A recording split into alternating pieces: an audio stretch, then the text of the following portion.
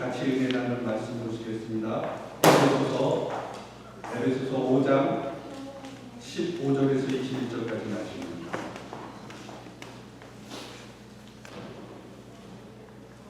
에베소서 5장 15절에서 21절까지 말씀 찾으셨으면 한 절씩 읽도록 하겠습니다.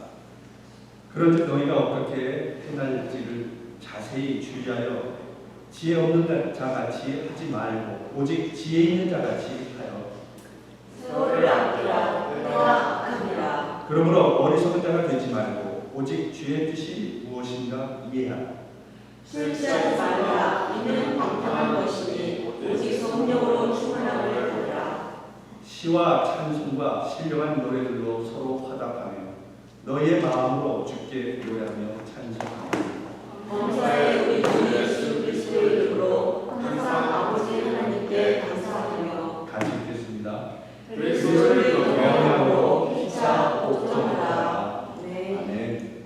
우리 옆에 사람에게 인사하겠습니다. 주님의 이름으로 축복합니다.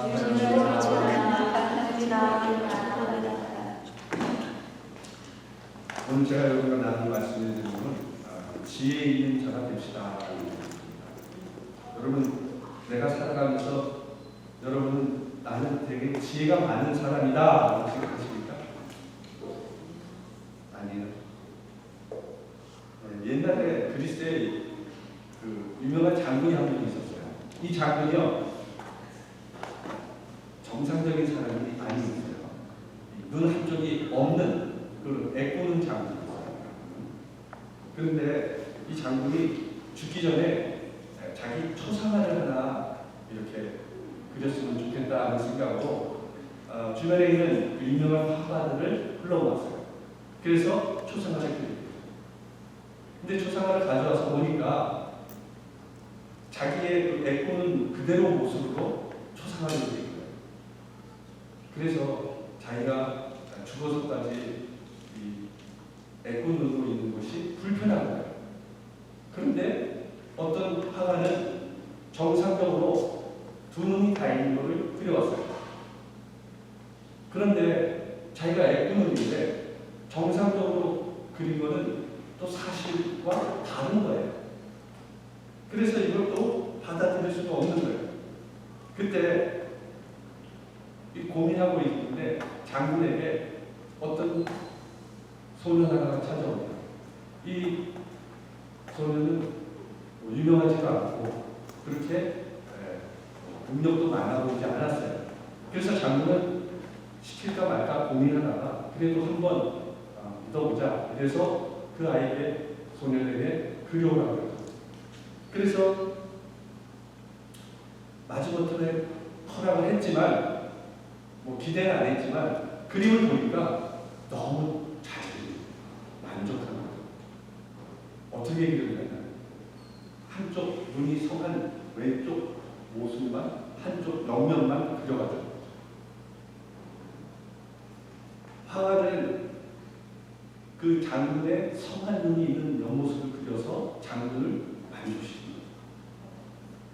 여러분, 이 화가, 이 어린 화가는 참으로 지혜 있는 사람이었어요. 우리 크리스천들도 하나님이 주신 지혜로 이 다른 사람의 허물을 덮어준다면 하나님께서 기뻐하실 거예요. 하나님께 영광을 올려주세요.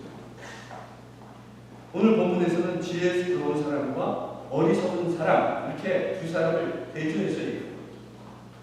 성경에서 지혜는 구원을 얻는 그런 지혜, 그래서 하늘로부터 내려오는 지혜, 이것을 여러분 혹함을 하세요. 오늘 본문 말씀을 통해서 지혜 있는 자가 되려면 어떻게 해야 하는지 여러분과 함께 살펴보면서 얘기를 나누도록 하겠습니다. 첫째, 하나님을 알고 하나님의 뜻을 이해해야만 지혜로운 자가 될 수 있습니다. 본문 17절에 보면 그러므로 어리석은 자가 되지 말고 오직 주의 뜻이 무엇인가 이해하라 이렇게 말씀합니다.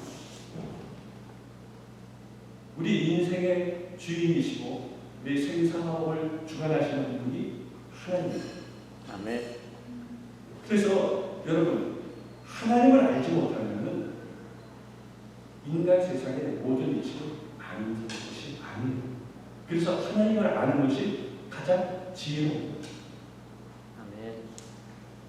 구원받는 우리에게 있어서 가장 중요한 것은 그래서 하나님의 뜻을 구별하고 그리고 하나님의 뜻대로 순종하며 살아가는 것. 이것이 가장 지혜로워요. 성경에 보면 하나님의 뜻이 명확하게 나와 있어요. 어떤 것이 하나님의 뜻이냐? 하나님을 사랑하라는 거예요. 몸을 다하여 힘을 다하여 하나님을 사랑하라는 거예요. 그리고 이웃을 내 몸과 같이 사랑하라는 거예요. 이 사랑하라는 말이 나오죠. 그리고 기도하라고 했어요. 그리고 기뻐하라고 했죠. 범사에 감사하라고 했어요. 그리고 하나님께 영광을 올려드려라. 이렇게 성경에서 우리가 어떻게 해야 될지를 다 말씀하셨어요. 이런 다양한 그런 하나님의 뜻을 이미 성경에서 다 말씀해 주셨어요. 그런데 우리가 순종하지 못하는 것은 하나님의 뜻을 몰랐기 때문이 아니에요. 순종할 마음이 없기 때문에. 다 알아요. 그런데 순종하지 못해요. 그리고 문제는 분명한 하나님의 뜻은 성경에 다 쓰여 있는데도 불구하고 이 디테일한 아주 자세한 내용까지 성경에는 써 있지 않아요. 예를 들면은 결혼을 누구랑 언제 해야 되는지 가장 좋은 건지, 그리고 집은 언제 사고 언제 팔아야 되는지, 그리고 어디로 이사 가야 되는지 뭐 이런 내용은 안 써 있어요. 직장도 어느 직장에 들어가야 되고 뭐 거기서 사업장이 있으면 사업장을 어떻게 어디다 하고 어떤 사업을 하고 확장해야 되는지 줄여야 되는지 이런 시시콜콜한 자세한 내용까지 성경에는 써 있지 않아요. 이런 디테일한 일들에 대해서는 하나님의 뜻이 명확히 나와 있지는 않아요. 그래서 중요한 것은 하나님과 깊은 영적인 교제를 하는 거예요. 하나님은 그렇게 자세한 것은 하나님과 교제를 통해서 하나님의 뜻을 분별하는 거죠. 그래서 분별력을 주신 거예요. 어느 것이 하나님의 길인지 하나님의 뜻을 분별하고 하나님 그 뜻에 순종하며 나아가는 거죠. 아멘. 사무엘상 27장에서 30장에 보면은 다윗이 사울을 피해가지고 블레셋을 가요. 당시 블레셋 왕은 아기스였어요. 그래서 다윗이 아기스에게 얘기를 합니다. 내가 숨을 곳, 내가 살 곳을 좀 달라고 아기스 왕에게 다윗이 얘기해요. 그러자 이 아기스 왕은 시글락 성을 내줘요. 거기서 살라고 시글락 성. 그래서 다윗의 수하들도 있고 같은 따라 나온 사람들이 있으니까 그 시글락 성에서 살게 돼요. 그런데 이 블레셋이 이스라엘과 전쟁을 하게 돼요. 싸우니까 이 아기스 왕이 다윗을 같이 전쟁에 참여할 것을 얘기해요. 그런데 그 블레셋 방백들이 다윗이 분명히 이스라엘에서 사울 밑에 있던 사람인데 이 사람은 능력이 있는 사람인데 이 사람이 나가서 싸울 수 있겠느냐라고 생각을 해요. 그래서 결국 이 블레셋 방백들이 노를 화를 내는 그런 상황이 벌어지니까 이제 전쟁에 나갔지만 난처한 입장이 처음. 그래서 결국 이런 진퇴양난의 상황 가운데 하나님의 은혜로 다윗은 다시 돌아오게 됩니다. 만일 다윗이 이스라엘과 전쟁에 나갔다면 이스라엘의 반역자가 됩니다. 그리고 이스라엘의 왕이 될 수 없어요. 이스라엘 백성을 죽인 사람이 어떻게 왕이 될 수 있어요? 그래서 다시 사울의 사울로 돌아옵니다. 그래서 돌아와서 보니까 아말렉 족속들이 이 사람 남자들이 다 전쟁에 나간 사이에 그 아내와 어린 자녀들을 다 데리고 갔어요. 그 모든 성은 다 파괴시키고. 그래서 이 가족들이 다 끌려갔으니까 빨리 취급대를 모아서 쫓아가야 되는데 다윗은 바로 쫓아가요. 다윗은 하나님 앞에 무릎 꿇고 하나님의 뜻을 물었어요. 사무엘상 30장 8절에 보면 다윗이 여호와께 묻자와 이르되 내가 이 군대를 추격하면 따라잡겠나이까 하니 여호와께서 그에게 대답하시되 그를 쫓아가라. 내가 반드시 따라잡고 도로 찾으리라. 자기의 생각대로 바로 쫓아가지 않았어요. 하나님께 먼저 물어봤죠. 어떻게 해야 되는지. 그러니까 하나님이 쫓아가라는 거예요. 그래서 하나님 말씀대로 다윗은 하나님 뜻을 먼저 구함으로써 자기의 자식을 다 찾고 데려올 수 있었던 거예요. 그리고 아말렉과 싸움에서 승리할 수 있었던 거예요. 우리는 문제가 발생하거나 우리에게 고난이 닥쳐오면 빨리 문제를 해결하기 위해서 노력을 하죠. 어떻게 하면 이 문제를 빨리 해결할까? 기도하요. 그리고 마음의 상처도 빨리 치유되도록 기도해요. 직장에 있는 사람은 직장의 문을 열어달라고 기도해요. 이렇게 아픈 사람은 병을 고쳐달라고 기도를 먼저 해요. 그리고 자기 스스로가 이미 다 결론을 내고 기도해요. 어디 들어가게 해주세요. 뭘 하게 해주세요. 이렇게 다 결론을 내고 기도해요. 우리 삶에서 어떤 결과보다 더 중요한 것은 그 문제를 통해서 하나님의 뜻이 어디 있는가를 분별해내는 거예요. 왜 나에게 이런 문제가 생겼을까? 왜 나에게 이런 병이 걸렸을까? 내가 왜 직장에서 이런 문제가 발생했을까? 우리 가정이 왜 이런 문제 가운데 있을까? 그 문제의 원인을 파악하고 하나님의 뜻이 무엇인가를 분별할 수 있어요. 이 문제를 통해서 하나님은 나에게 어떤 것을 원하시는가를 알아야 합니다. 이것이 더 중요합니다. 빨리 문제를 해결하는 것이 중요한 것이 아니라 이 고난을 통해서 내가 하나님과 더 가까이 다가가고 하나님의 뜻을 더 알아가는 그런 삶으로 바뀌어야 됩니다. 아멘. 여러분, 유능한 의사는 어떤 의사가 유능한 의사일까요? 병을 빨리 고치는 의사가 유능한 의사일까요? 유능한 의사는요, 병의 원인을 알아내고 그 원인을 제거해서 치료하는 의사가 유능한 의사예요. 그 원인을 알아야 돼요. 여러분, 끊임없이 하나님의 뜻을 물어봐야 돼요.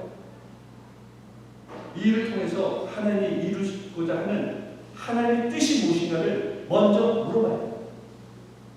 하나님께서는 문제를 통해서 하나님께 더 깊이 나오기를 바라고 계십니다. 하나님을 더 의지하기를 원하고 계세요. 그럴 때 문제를 통해서 하나님을 알게 됩니다. 그리고 하나님의 뜻 가운데 순종할 때 하나님의 역사가 나타나게 됩니다. 여러분 모두 삶의 판단과 결단, 고난과 환난이 문제 앞에 있을 때 내 생각과 내 감정대로 움직이는 자가 아니라 하나님의 뜻을 알기 위해서 무릎 꿇고 기도하시고 하나님의 뜻 가운데 살아가는 지혜로운 자가 되시기를 예수님 이름으로 축원합니다. 아멘. 둘째, 세월을 아껴야 지혜 있는 자가 될 수 있어요. 16절에 보면 세월을 아끼라 때가 악하니라 라고 이렇게 말씀합니다. 세월을 아끼라는 말은 가는 시간과 가는 세월을 가치 없는 일에 허비하지 말아요. 여러분, 시간을 사용하지 않는다고 이게 저축해준다고 시간이 안 가요. 시간은 계속 가요. 세월도 여러분 가는 세월을 막을 수가 없는 거예요. 묶어놓을 수가 없는 거예요. 시간은 여러분 그리고 돈으로 살 수도 없는 거예요. 누구도 붙잡을 수 없고 남에게 빌려줄 수도 없고 빌려 쓸 수도 없는 그것이 시간이에요. 뭐 새털같이 많은 시간, 세월, 여러분 그 세월도 다시는 한 번 가면 오지 않습니다. 다 끝난 거예요. 지금 이 시간도 한 번 흘러가면 다시 돌아올 수가 없어요. 그런 면에서 여러분 돈을 낭비했을 경우에는 정신 차리고 돈을 벌면 돼요. 그러나 시간을 다 낭비해버리면 끝난 거예요. 그거는 다시 돌이킬 수 없는 거예요. 그 시간이 돌아오지 않습니다. 그래서 세상에서 제일 어리석은 사람은 못 배우고 못 가진 사람이 아니라 시간을 낭비하는 사람. 우리 인생은 내일 일을 잘하지 못하고 하루 동안 무슨 일이 일어날지 알 수 없어요. 오늘 건강하게 살다가 내일 하나님 곁으로 갈지 몰라요. 아무도 몰라요. 제가 직장 다닐 때도 분명히 같이 어제까지 일을 했는데요. 그 다음날 아버지 보러 간다고 시골을 가다가 사고 나서 돌아가신 분이 있어요. 이 일을 아무도 모르는 거예요.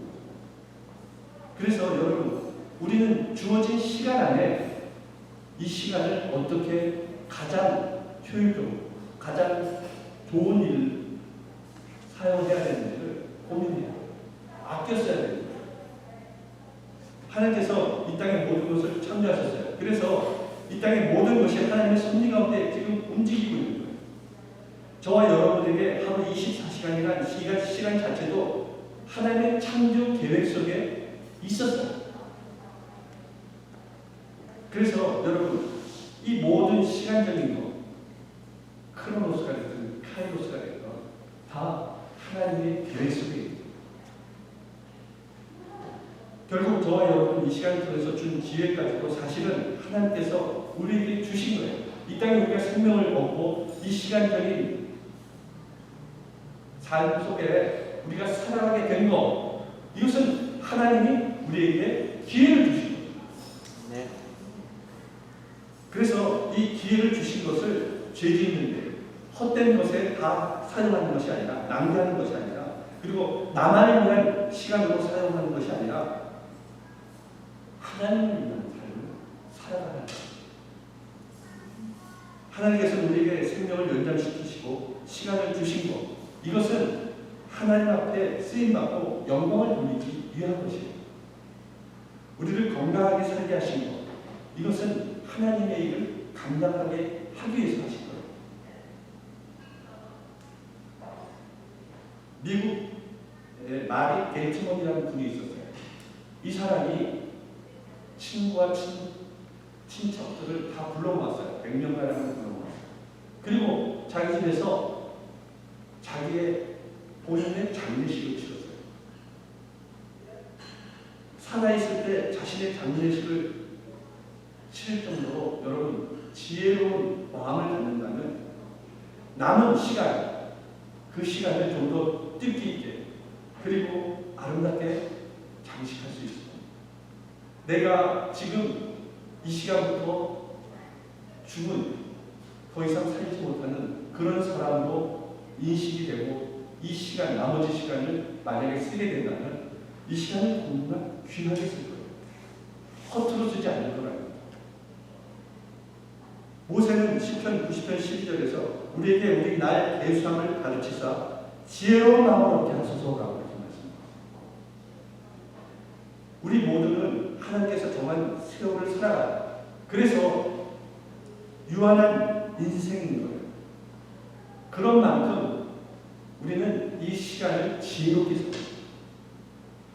사람에게는 영혼이 있습니다. 결코 육신의 죽음으로 끝나는 것이 아니에요. 예수님이 제주가 함께 모두 부활할 때 천국에서 영생을 복을 누리는 사람 있는 반면에 영원히 수치를 당하며 형벌을 받는 사람도 있다는 거예요. 그러므로 이 땅에서 잘 심어야 할 순간의 선택이 여러분 영혼을 자원합니다. 특히 전도하고 영혼 구원을 심을 때 별과 같이 빛난다고 했어요. 그리고 천국에서 하나님께 상급을 받는다. 가장 지혜로운 사람은 여러분 구원의 가치를 깨닫고 구원의 진리 가운데서 하나님이 주신 것으로 감사하며 사는 사람. 하나님을 믿지 않는 자들은 악한 환경 속에서 하나님의 뜻을 분별하지 못하고 시간과 기회를 다 허비하고 말입니다.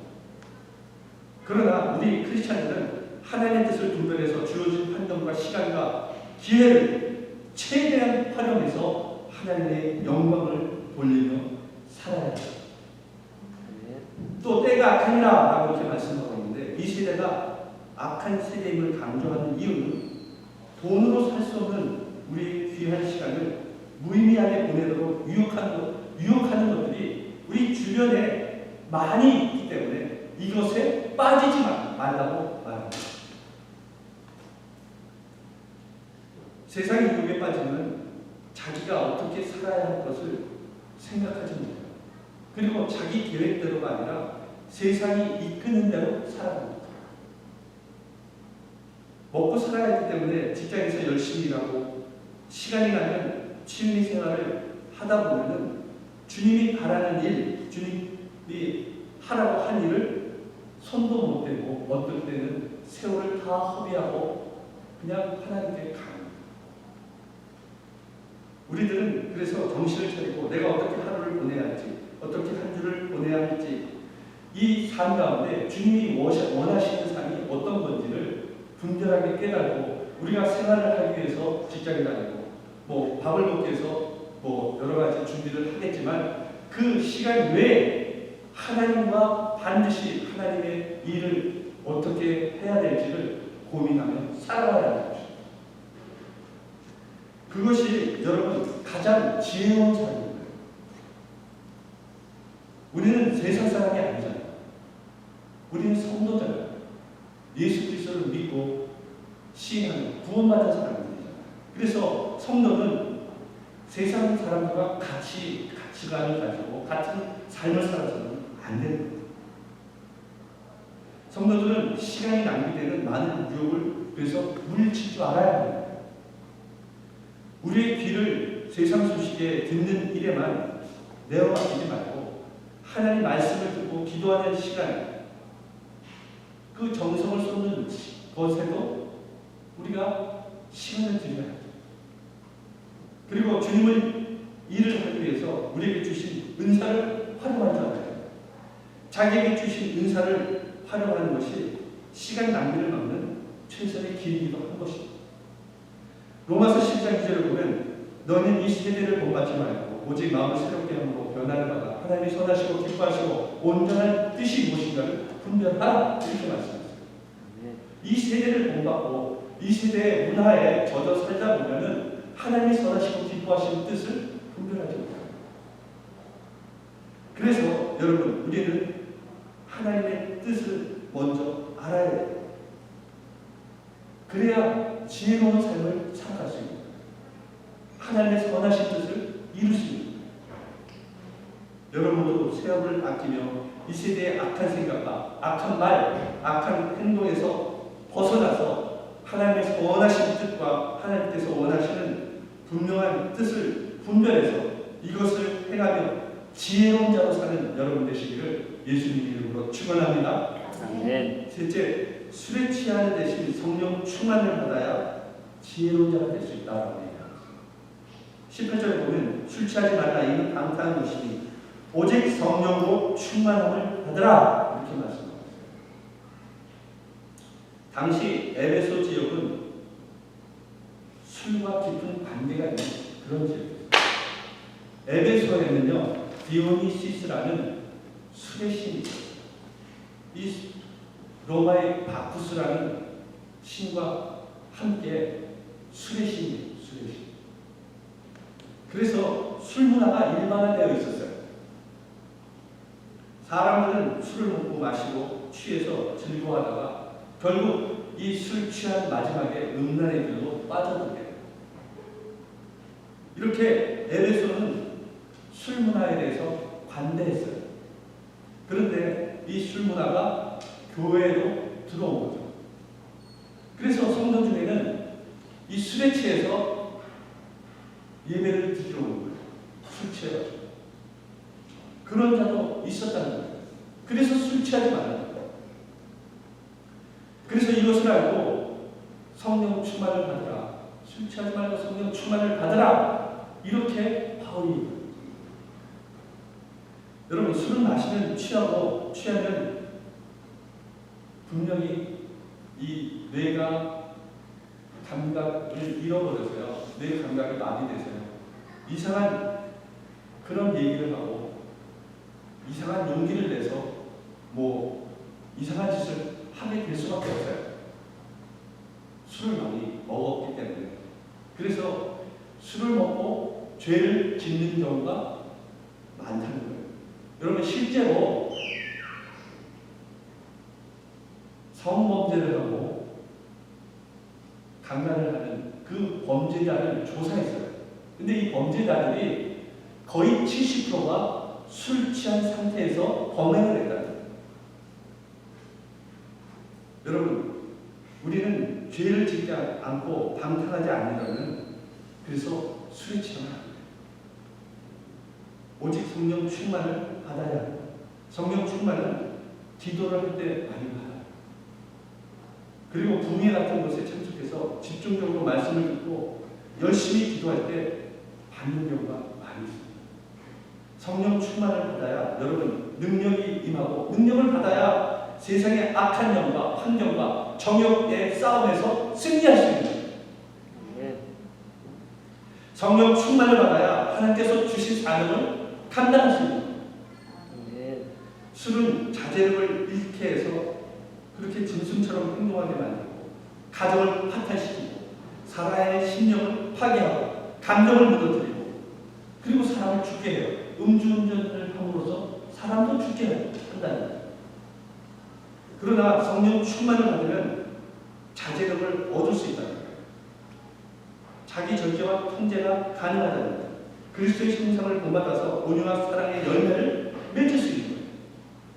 바로 여러분 술 취함은 타락과 탈선을 가져올 수밖에 없고 성령 충만하면 거듭나서 새 사람이 되고 온전한 사람이 된다는 거예요.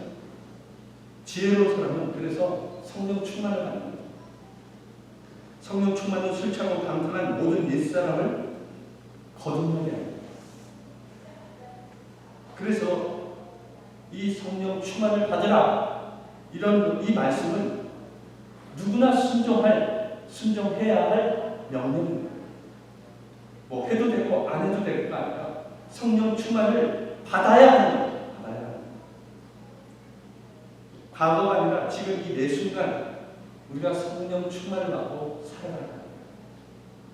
여러분도 지금 이 순간 이 시간에도 성령 충만을 받고 이 성령 충만함으로 이 공간이 성령으로 채워지는 그런 것을 체험하는 여러분 되시기를 예수님 이름으로 축원합니다. 아멘. 여러분 사람이 왜 술을 마신다고 생각하세요? 여러분 술을 마신 경험이 있는 사람은 술을 왜 마시는지는 아실 거잖아요. 술을 왜 마시죠? 어떤 분에게 물어보니까요. 술 마시면 기분이 좋아져서 마신대요. 그리고 어떤 사람은 술이 짜릿하대요. 마시면 목구멍에 넘어간 짜릿함이 그래서 술을 마신대요. 술이 술술 넘어가요.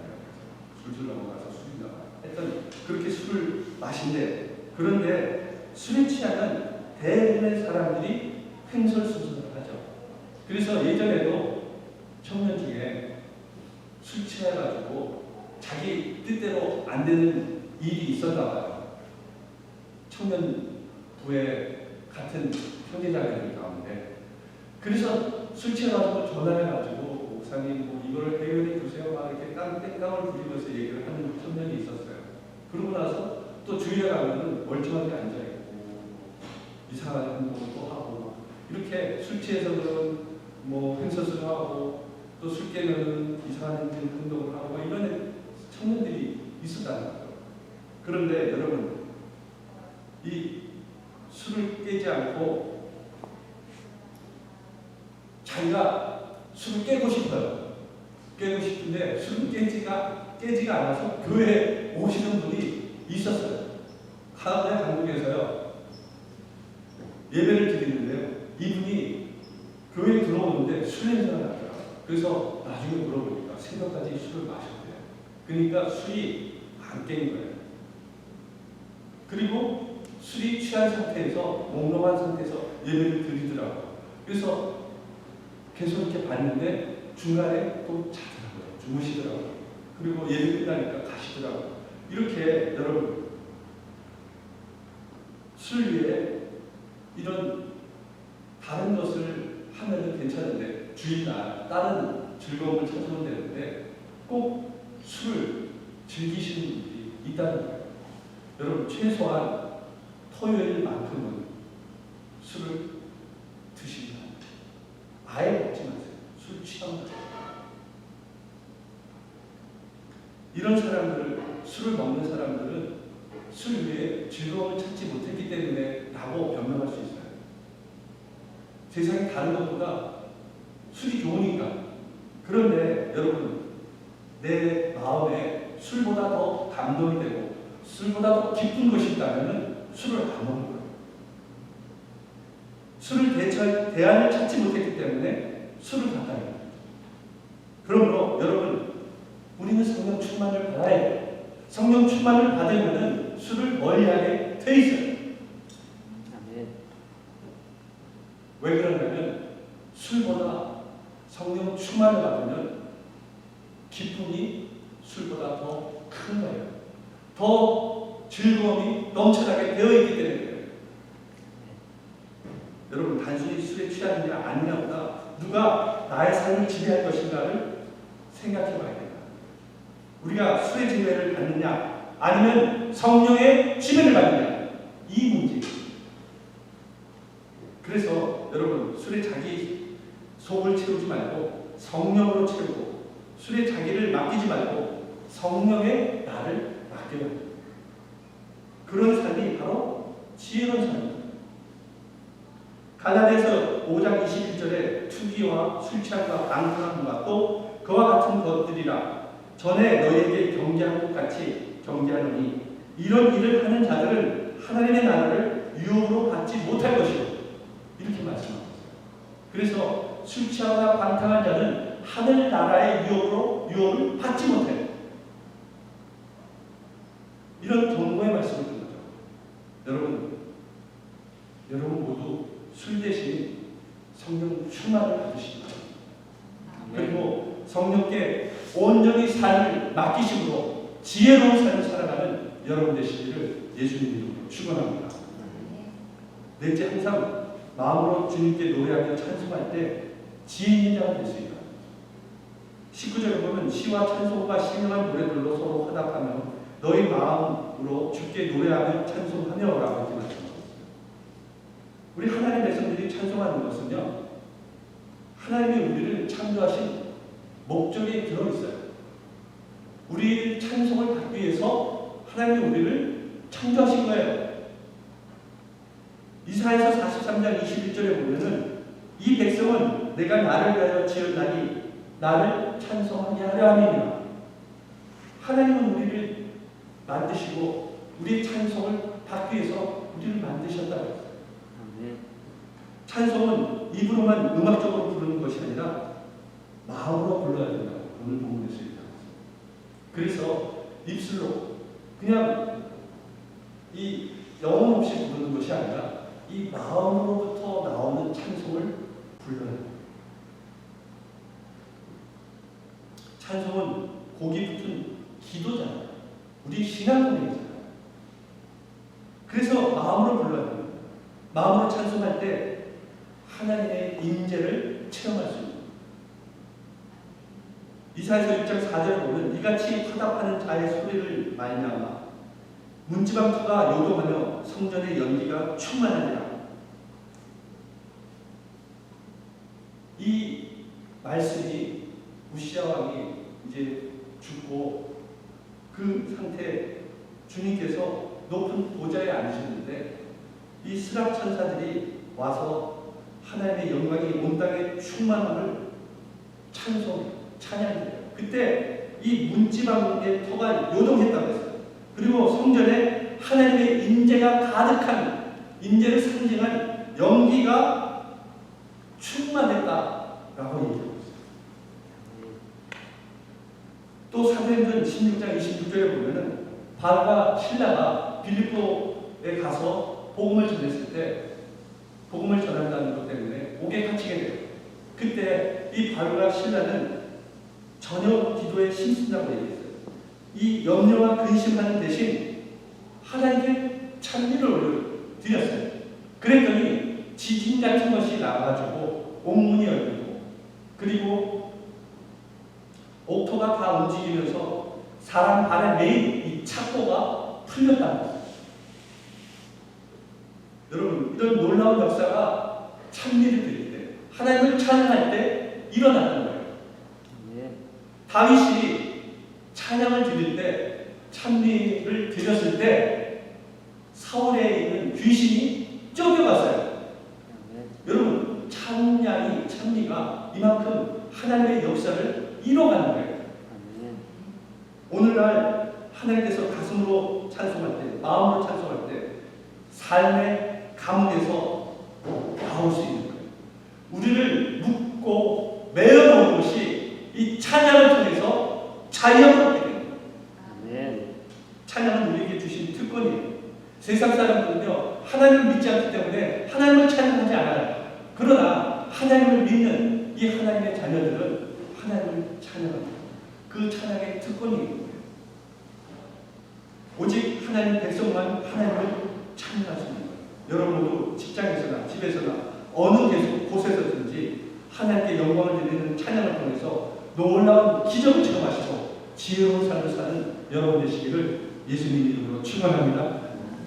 다섯 번째는 범사에 감사하며 그리스도를 경외하고 서로 복종하며 살 때 지혜 있는 자가 될 수 있다라고 얘기하고 있습니다. 20절에서 21절에 보면 범사에 우리 주 예수 그리스도의 이름으로 항상 아버지 하나님께 감사하며 그리스도를 경외하고 피차 복종하라 이렇게 말씀하고 있습니다. 범사에 감사하는 것, 이것은 하나님의 뜻이잖아요. 데살로니가전서 5장 16절에서 18절까지 말씀해 보면 항상 기뻐하라, 쉬지 말고 기도하라, 범사에 감사하라. 이것이 그리스도 예수 안에서 너희를 향하신 하나님의 뜻입니다. 그래서 범사에 감사하는 것은 하나님의 뜻이에요. 뜻. 감사는 그래서 우리 신앙생활에서 빠질 수 없는 가장 핵심적인 것의 하나입니다. 우리를 구속하신 예수님, 우리에게 은혜를 베풀어 주신 그 예수님을 생각할 때 감사합니다. 시편 50편 23절에 보면 감사로 제사를 드리는 자가 나를 여호와로 겠나니 그의 행위를 옳게 하는 자에게 내가 하나님의 구원을 보이리라. 우리는 하나님께 감사의 제사를 드릴 때 우리는 구원받을 수 있습니다. 여러분 모두 하나님께 감사하심으로 구원의 은혜를 누리며 지혜로운 삶을 사는 여러분 되시기를 예수님 이름으로 축원합니다. 그리고 그리스도를 경외함으로 피차 복종하라고 말씀하고 있어요. 이 복종한다는 말의 원어를 보면요, 자신의 밑에 둔다는 뜻이에요. 자신의 밑에. 그래서 복종하는 거예요. 자신을 낮추고 남을 높이는 거죠. 서로 똑같이 그렇게 피차가 복종하라고 했어요. 그런데 그런 복종이 그리스도를 경외하는 것처럼 복종하는 거죠. 그리스도를 진정으로 경외하지 않으면 여러분 서로 복종할 수 없어요. 복종하지도 않아요. 그리스도를 경외함이 없다면 자신이 더 높아지려고 하죠. 남을 복종시키려고 하죠. 누군가 잘 모르는 사람, 그 사람의 됨됨이를 보려고 하면은 그 사람이 진짜 겸손한 사람인지, 그 사람이 남의 말에 복종을 잘 하는 사람인지 그것을 보면 돼요. 아무리 이력이 화려하고 능력 있는 사람일지라도 그 사람이 은근히 자기 자랑을 올라가고 학벌을 잘하고 재산을 잘하고 자기 몸을 잘하고 내가 먼저 복종하기보다는 다른 사람을 자기 밑으로 복종시키려는 사람들은 하나님이 보시기에는 진짜 별 볼 일 없는 사람이에요. 그래서 우리들은 그리스도를 경외함으로 늘 서로 복종할 수 있어야 돼요. 잠언서 2장 4절에서 7절에 보면 은을 구하는 것 같이 그것을 구하며 감춰진 보배를 찾는 것 같이 그것을 찾으면 여호와를 경외하기를 깨달으며 하나님을 알게 되니 대저 여호와는 지혜를 주시며 지식과 명철을 그 입에서 내시며 그는 정직한 자를 위하여 완전한 지혜를 예비하시며 행실이 온전한 자에게 방패가 되시나니 이렇게 말씀합니다. 하나님을 경외하는 자들에게는 하나님께서 지혜를 주세요. 여러분, 하나님을 경외하는 것이 그것이 지혜의 근본인 거예요. 아멘. 우리는 지식은 범람하잖아요. 오늘날 인터넷을 통해서요, 진짜 지식이 홍수처럼 쏟아져요. 매일 자고 나면 새로운 일들이 넘쳐나요. 다 볼 수도 없을 정도로. 이런 지식들은 넘쳐나는데 진짜 지혜 있는 자가 찾기가 어려워요. 그 하나님이 주신 지혜로 사는 자가 너무 부족해요. 여러분, 우리는 이 같은 일을 하고 지금 세상에서 나가서 일을 하고 살지만 지혜로운 자로 살아야 돼요. 지혜로운 자. 아멘. 똑같이 세상 사람들과 똑같은 생각을 가지고 살아서는 안 돼요. 우리는 사람 앞에서 더 하나님이 우리에게 주신 지혜로 그 사람들을 변화시키고 그들을 감동시켜서 지혜로운 사람의 모습을 보여줘야 될 의무가 있는 그런 사람들. 지혜는 금보다 귀한 것이라고 했습니다. 그리고 구하는 자에 누구나 지혜를 주신다고 했어요. 후히 주시고 꾸짖지 않는 하나님이 우리의 지혜의 근본이 되시는 분이세요. 아멘. 우리는 세상 사람들을 보고 들을 수 없는 신령한 지혜를 가진 사람들이에요. 세상 사람들은 여러분 보이는 것만 의지해요. 그 자신의 한계 속에서 자신이 가지고 있는 것을 누리며 그것을 자랑하며 살아가요.